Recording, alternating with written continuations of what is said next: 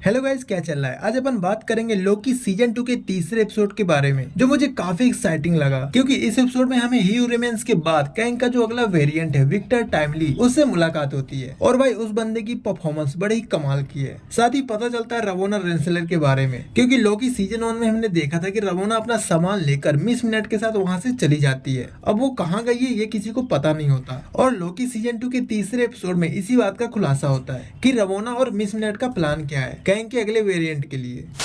लेकिन इससे पहले मैं आपको बता दूं, दूसरे एपिसोड के पोस्ट क्रेडिट सीन में हमें नजर आता है कि सिल्वी के हाथ में जो टेम्पैड है वो ही रिमेन्स का टेम्पैड है, जिसे वो समय के अंत से लेकर आती है। जब ही रिमेन्स को मारने लोकी और सिल्वी जाते हैं, तब उसकी बातें सुनकर लोकी बड़ा ही कंफ्यूज हो जाता है कि इसे मारे या नहीं। तभी सिल्वी ही रिमेन्स के टेम्पैड से लोकी को टाइम डोर से टीवीए में भेज देती है, और ही रिमेन्स को मारने के बाद सिल्वी वो टेम्पैड अपने पास रख लेती है। और वही टेम्पैड हमें एपिसोड 2 में नजर आता है सिल्वी के पास। भाई वो ही रिमेन्स का टेम्पैड है तो काफी एडवांस तो हो गई। और इसी बात का पता चलता है हमें तीसरे एपिसोड में, जब सिल्वी ही रिमेन्स के टेम्पैड से रमोना रेंसलेयर को टाइम डोर से समय के अंत में भेज देती है मरे हुए ही रिमेन्स के पास, क्योंकि टीवीए वाले जो टेम्पैड यूज करते हैं उसकी मदद से वो समय के अंत में नहीं जा सकते। अगर ऐसा होता तो लोकी और सिल्वी टाइम डोर से सीधा ही रिमेन्स के महल में ही पहुंच जाते, लेकिन ऐसा नहीं हुआ। समय के अंत में आने के लिए उनको मरना पड़ा था, और यही चीज ही रिमेन्स के टेम्पैड को इतना एडवांस बनाती है। अब वो टेम्पैड सिल्वी के पास है और वो उस टेम्पैड से यूनिवर्स में कहीं भी ट्रेवल कर सकती है।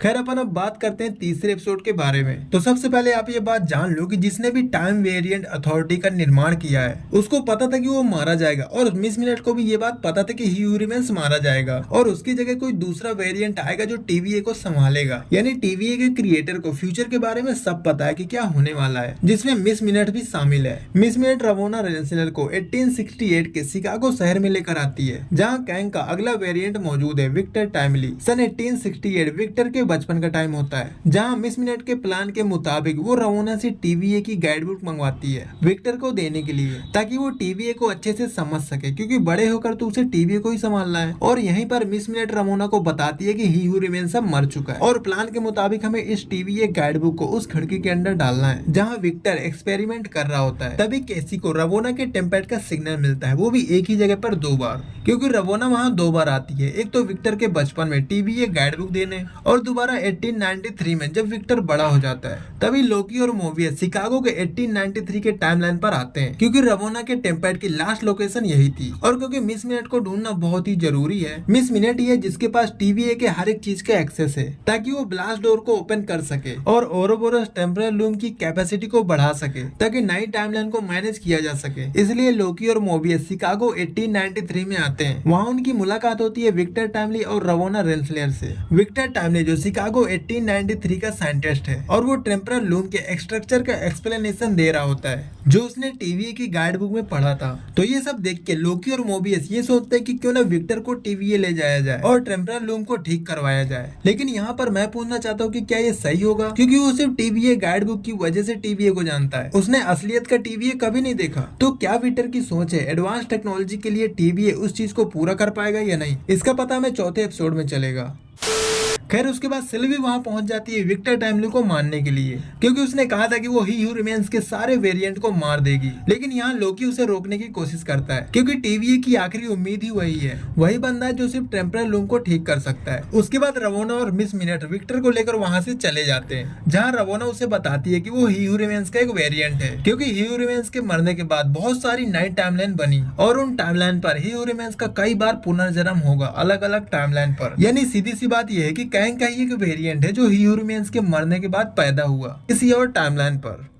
जरा सोचो, अगर विक्टर टाइमली टीवीए को कंट्रोल करे और टीवीए की टाइमलाइन एकदम से ठीक हो जाए और तब कोई विक्टर को मार दे, तब क्या होगा? तब फिर से विक्टर का टाइमलाइन से कंट्रोल हट जाएगा और बहुत सारी नई शाखाएं बनेंगी। फिर किसी टाइमलाइन पर कैंग का नया वेरिएंट पैदा होगा जो फिर से टीवीए को कंट्रोल करेगा। लेकिन अभी ये बात आती है कि ये सब जो टीवीए में हो रहा है, इन सारी चीजों की खबर मिस मिनट को कैसे? क्योंकि यही है जो रवोना को 1868 में लेकर आती है विक्टर को टीवीए गाइड बुक देने के लिए, जहाँ वो कहती है कि ये सब उनका ही प्लान इंसान है, जहाँ ये बात साफ होती है कि ही हू रिमेन्स भी एक वेरिएंट था जो TVA को संभाल रहा था। असल में TVA का क्रिएटर कोई और ही है और मिस मिनट उसी के साथ है। उसके बाद विक्टर अपने लैब में आने के लिए निकलते हैं। तभी विक्टर रवोना को अपने वो डिजाइन दिखाता है जो उसने TVA गाइड बुक को देखते हुए अपने इमेजिनेशन से उस बुक में ड्रॉ की है। और यहीं पर विक्टर को पता चलता है कि वो रवोना ही थी जो TVA गाइड बुक को विक्टर तक पहुंचाया था। तभी विक्टर रवोना को अपने इमेजिनेशन से ड्रॉ की हुई थ्रूपुट मल्टीप्लायर के बारे में बताता है जो TVA के टेम्परल लूम को पूरी तरह से ठीक कर सकता है। लेकिन अगले ही पल विक्टर रवोना को शिप से नीचे फेंक देता है क्योंकि रवोना विक्टर से पार्टनरशिप की बात करती है, क्योंकि शुरुआत में विक्टर ने बोला था कि वो पार्टनरशिप नहीं करता। तभी वहाँ से विक्टर और मिस मिनट अपने लैब पर आ जाते हैं क्योंकि विक्टर को कुछ जरूरी चीजें लेनी होती हैं। जब विक्टर रेडी हो जाता है TVA में आने के लिए, तभी मिस मिनट उसे प्यार भरी बातों में फंसा लेती है क्योंकि उसको ऐसा लगता है कि वो रवोना को पसंद करने लगा है। यहाँ पर वो कैंग के लिए बोलती है विक्टर के सामने क्योंकि रवोना कैंग की लवर है। कैंग उसे पसंद करता है और मिस मिनट एक AI है। यहाँ पर वो कहती है कि मुझे इंसानों की तरह क्यों नहीं बनाया। अगर यहाँ मिस मिनट एक इंसान होती तो शायद कैंग मिस मिनट से ही प्यार करता क्योंकि उसने उसका साथ दिया है हर एक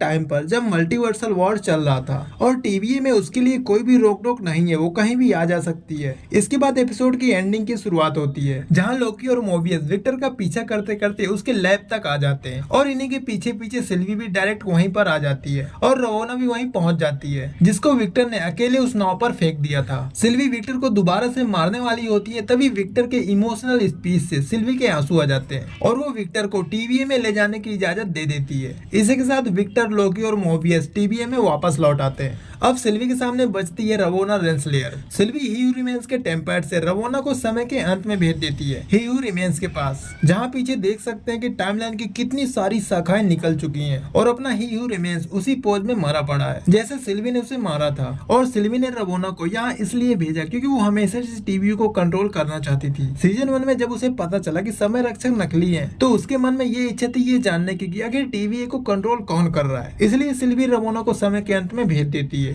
कि जाओ ही हू रिमेन्स की गद्दी खाली है, उसमें बैठो और TVA पर राज करो। तभी वहाँ वो मिस मिनट को टेम्पैड से आजाद करती है, जहाँ मिस मिनट रवोना के एक सीक्रेट की बात करती है। आखिर क्या है वो सीक्रेट, इसका पता चलेगा हमें इसके अगले एपिसोड में। अब यार देखो, यहाँ पर रवोना के सीक्रेट को लेकर कई सारी थ्योरीज बनाई जा सकती है। मे बी कैंग और रवोना को कुछ सीक्रेट हो सकता है जब TVA बना भी नहीं था, क्योंकि TVA में तो सबकी यादें मिटा दी जाती हैं। तो रवोना का चक्कर भी कुछ ऐसा हो सकता है जिसके TVA में आने से पहले उसके यादों को मिटा दिया गया हो और रवोना को TVA का जज बनाकर बैठा दिया हो। या फिर मिस मिनट को रवोना रेंसलेयर के वास्तविक समय रेखा के बारे में पता है, जिसे हमने लोकी सीजन 1 के लास्ट एपिसोड में देखा है, जहाँ रवोना एक टीचर थी। वो उसकी असली जिंदगी TVA में आने से पहले की। तो गाइस कुछ भी हो सकता है इसके चौथे एपिसोड में। बाकी तीसरा एपिसोड मुझे काफी अच्छा लगा। इसी एपिसोड में वाल्डर द ब्रेव के बारे में पता चलता है, जो ओडन की सौतेली औलाद है। जब लोकी और मोबियस शिकागो में एंटर करते हैं तब उन्हें ओडन, थॉर और वाल्डर के स्टेचू नजर आते हैं, जिसमें से हम सब ओडन और थॉर को तो जानते ही हैं, लेकिन मार्वल ने वाल्डर के बारे में कभी बात नहीं करी। लेकिन मार्वल कॉमिक में वाल्डर एसगार्ड के नॉर्स देवताओं में से एक था, ओडन का सौतेला बेटा और थॉर का सौतेला भाई। कहा जाता है कि वो थॉर से भी ज्यादा पावरफुल था। यही नहीं, एसगार्ड में टोटल 12 नॉर्स देवता हैं, उनमें से ये वाल्डर द ब्रेव भी शामिल है और वो अपने थॉर भाई से भी ज्यादा पावरफुल है, चाहे स्पीड में हो या लड़ाई में हो। इसके अलावा भी उसके अंदर कई सारी पावर्स है। खैर तीसरा एपिसोड मुझे काफी अच्छा लगा, काफी पसंद आया। अब मिलते हैं इसके अगले एपिसोड में।